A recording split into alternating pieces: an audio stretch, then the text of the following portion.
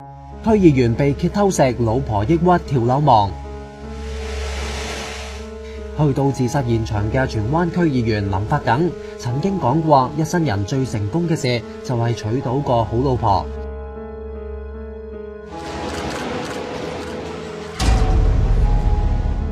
喺福建出世嘅佢，77年中學畢業，投身建築綠化工程，月入過萬，賺錢起樓。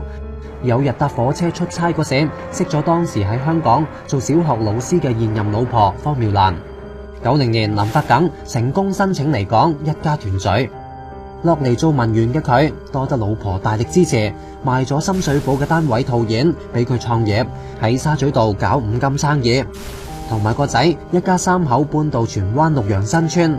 林發耿03年仲做埋區議員，不過上個月明報揭發，佢同個福建同鄉有路。報道話，個同鄉屋企電視被老公發現經常播住閉路電視畫面，於是請嚟私家偵探裝個針孔鏡頭監視，點知真係影到老婆同林發耿入房偷情。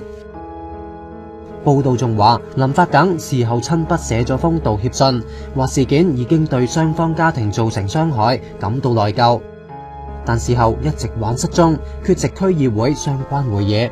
應該引咎辭職咯，我覺得呢啲醜聞最不受女性，因為佢誠信已經破壞咗啦嘛，建立好自己嘅榜樣先至去再重新翻返去工作崗位咯。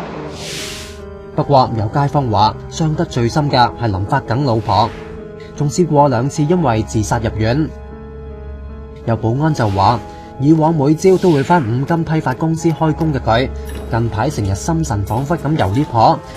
有送貨工人都話佢瘦咗好多。尋日朝9點幾，佢如常返到榮豐工業大廈嘅公司，再搭 lift 上26樓嘅天台，企喺木箱上面跳咗落嚟，送院證實死亡。警方未有檢獲遺書，案件冇可疑。據了解，57歲嘅佢患有產後抑鬱，其後辭去教師工作，全力協助老公嘅五金生意，每朝早都會返公司處理貨單。而身兼福建省政協嘅林發耿，03年退出民建聯，以隱形左派參選區議會，仲連續3屆當選，做埋業主委員會主席。